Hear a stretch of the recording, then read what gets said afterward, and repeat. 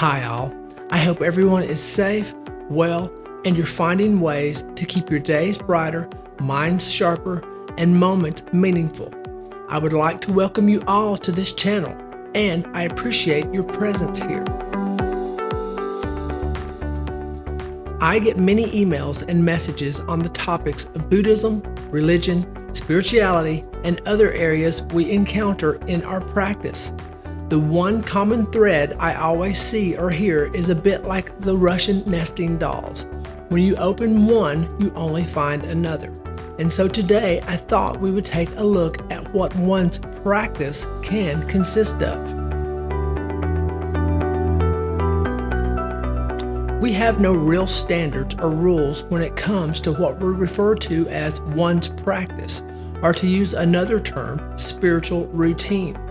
Regardless of your belief or background, we can consider what we do, what we should not do, and most importantly, how we use both of these values to live meaningful, happy lives that bring out the best of this gift I like to call awareness.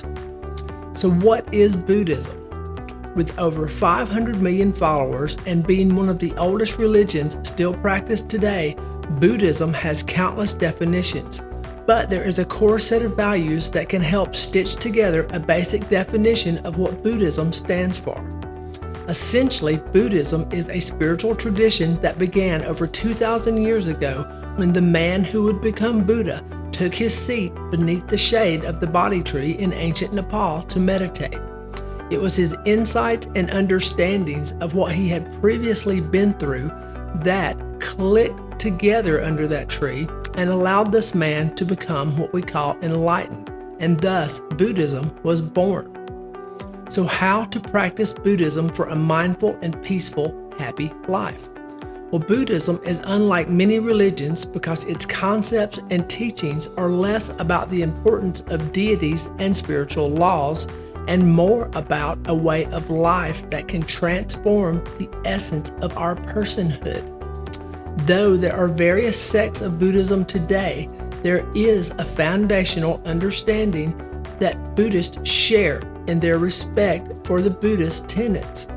So, you may be wondering, if there are no deities or end-of-the-road rewards, why do we practice Buddhism? While there are a number of reasons, a main principle is in the understanding that all creatures are intimately familiar with suffering. Thus, life should be about relieving this eternal suffering through openness, sharing, and kindness.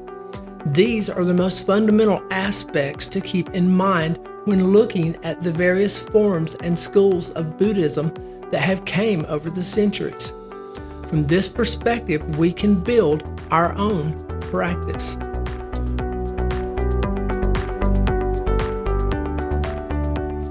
We begin with the four great Bodhisattva vows. First, we work to end the suffering of others.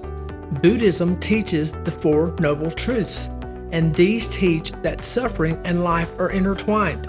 Suffering can ultimately be ended by breaking out of life's cycle of birth, death, and rebirth.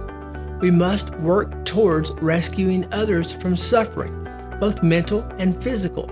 To do this, we must reach nirvana, which is achieved by abiding the middle way and the Noble Eightfold Path. This brings us to following the Noble Eightfold Path. This path is a state of bliss in which suffering no longer exists. These 8 lessons include right speech, right livelihood, right actions, right concentration, right effort, right mindfulness, right thought, and right understanding. Third, we must cut ties to desire and need. Much of our life is dictated by our needs and wants. We may want the latest car, the shiniest new thing, the biggest house, but unraveling these material goods causes us unnecessary suffering, and thus we need to learn balance. Fourth is lifelong learning. We must never believe that we have learned enough. Learning is a lifelong goal, and the more we can learn, the closer we become to enlightenment. Specifically, we must learn the Dharma and its relationship with suffering. Next is living with the 5 precepts. The 5 precepts of Buddhism are the guides to achieve a state of nirvana or enlightenment, the goal for all Buddhists. These are again different because they are not rules from a deity or spirit, but fundamental, lifelong understandings we should live by to become the best versions of ourselves, to meet life's challenges and support others. That's by honoring these precepts. Do not kill. This precept applies to all living creatures, including animals and insects. This is why you will find that the most devout Buddhists live vegetarian or vegan lifestyles. In our modern world, we can certainly become vegetarians, but it has also been interpreted to simply not kill for the sake of killing or for some form of justice. Next is do not steal. Do not take items that are not yours. This applies to all items, including clothes, money, and food. We must also give to those who need our help and not hoard items for ourselves. Do not abuse or exploit others sexually, mentally, physically, or emotionally. While you do not have to practice abstinence, you should be aware that you and your adult partner are both consenting and have an emotional and intellectual connection. Be content with what you have and the partner you have. Next, do not lie. The truth is of the utmost importance to Buddhists. Do not lie or hide important information and keep secrets. In today's world, most of us are not monks, and we should value privacy for ourselves and others, but it should never feel like or be like secrecy. And lastly is do not imbibe excessively. In the Buddha's time, drinking and imbibing in spirits was typically associated with bad conduct or unacceptable behaviors. In this day and age, we simply need to find some balance and do neither. Does Buddhism have a God? Buddhism has no God, rendering it neither monotheistic nor polytheistic. This is why Buddhism is left referred to as a religion and more accurately known as a spiritual practice. With no theistic God, the original teachings of Buddhism came from the first Buddha, a Nepalese man from the 5th century BC who was known as Siddhartha Gautama. Siddhartha dedicated his life to finding ways to lessen human suffering, everything from senseless, widespread violence to personal sadness. He spent a lifetime with gurus and sages, studying, meditating, and understanding the meaning of self. It was when he sat under the Bodhi tree that he began his last long path to enlightenment. It is said that Siddhartha meditated beneath the tree until he rose as a new enlightened man.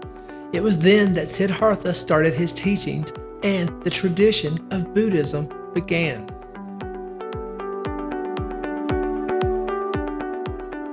The meaning of the concept of Buddha. While Buddha is the name we call the founder of Buddhism, it also has a definition in itself, translated from the ancient Sanskrit as the awakened one. Because of this, the name Buddha isn't limited to the first man to reach enlightenment.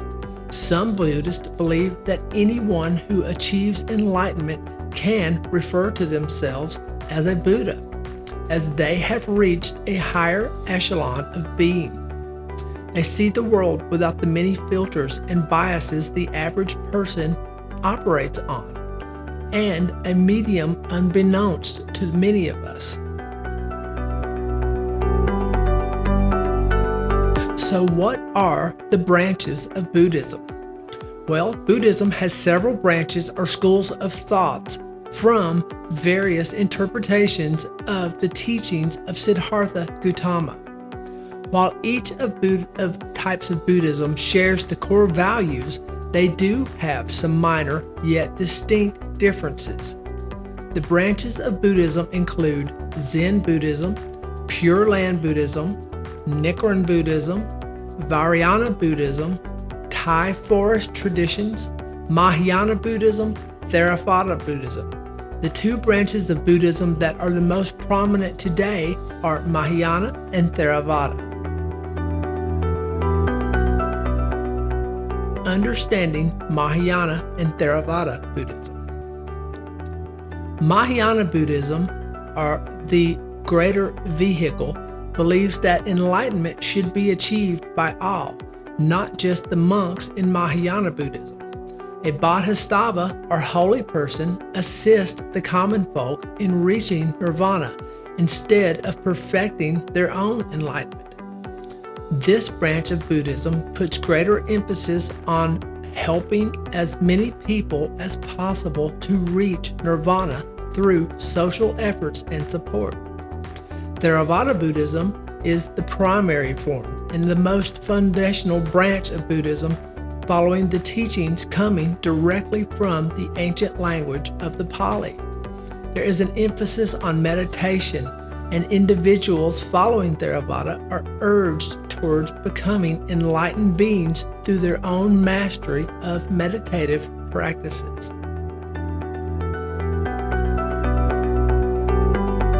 The core values of Buddhism.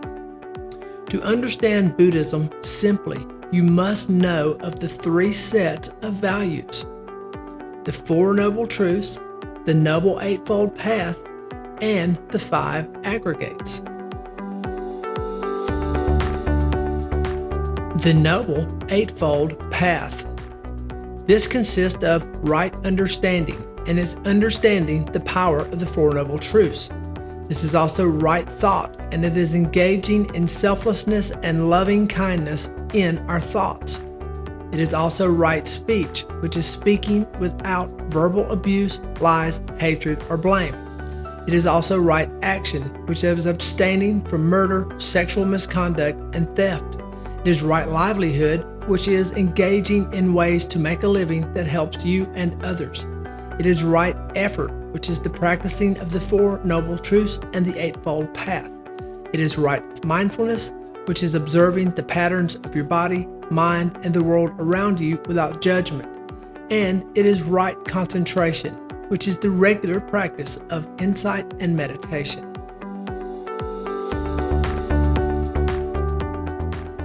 We have the five aggregates. The five aggregates are the five aspects of human existence, grouping together the elements in our influence and perception and understanding of reality around us.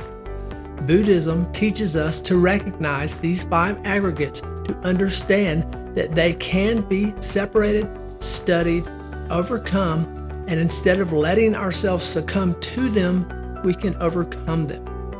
The five aggregates are form, the physical; sensation, the sensory; perception, the mental understanding of the sensory; and mental formation, the biases and filters shaped by our mental understanding; and consciousness, the awareness. By studying the five aggregates, we are able to separate ourselves from our prejudice, our thoughts, our senses, and perceive the world from an objective and clearer understanding. Living with Buddhist practices, karma and dharma. Karma is a term for spiritual development. Karma is about all that person has done, is doing, and will do. Karma is not about punishment or reward. It makes a person responsible for their own life and how they treat other people. The circumstances of our current life can be determined by the karma of our previous actions. The difference between good actions and bad actions are the motivations we have behind these actions. Good actions are motivated by kindness and the desire to relieve others from suffering. Bad actions are motivated by hatred, greed, and consist of acts that bring suffering upon ourselves and others. So if we remove the concept of time, we can simply say that we would reap what we sow. Dharma. Another crucial concept in Buddhism is Dharma, which is the reality of the world and your life. Dharma changes constantly and is altered by the way you see and interact with the world, as well as the choices you make. You can think of Dharma as the general understanding of paths and tenets of Buddhism, or the way that you follow Buddhist way and live in a Buddhist way. To best incorporate Dharma in your life, you must live in the moment and appreciate the life you have. Be grateful, be thankful, and spend every day working towards nirvana. Meditation. Meditation is integral to the practice of Buddhism. It can be practiced in many ways, but regardless of how you choose to meditate, it can be a big part of your practice and the most important daily activity to increase your mindfulness and your openness. Meditation allows one to be one with their inner peace and suffering, and is the first big step towards nirvana. But meditation is more than just sitting in a quiet room lost in your thoughts. It's all about intent and focus. I'll include a link for those of you who want to learn about some basic meditations. The most important aspects of meditation are to train your mind, to learn what makes it jump from topic to topic, thought to thought, to step out and see the connections made between thoughts, reality, life, and the mystery, and understanding those mysteries. I like to think of it as that moment when Dorothy pulls back the curtain to find a frightened yet brilliant little man that helps navigate their path home. Beginning your journey. These are the basics of Buddhism, but of course it takes years and decades of study and meditation to truly become familiar with one of the most ancient spiritual traditions still practiced today. Explore Buddhism and figure it out in your own way. There's no right or wrong, as your process depends entirely on you. The concepts I speak of are simply common sense guides that add an element of respect for all things and our abilities to both experience them and influence them. We ultimately learn and endure all to grow from our experiences and not to have to repeat them both in the here and now and as well as the lifetimes we repeated. So please, take your time, start your practice. Hit the subscribe button below if you would like more tips on Buddhism, its concepts, and how to incorporate it into your days and your life to find more peace and create a better understanding of this journey. As always, peace and love, Jim.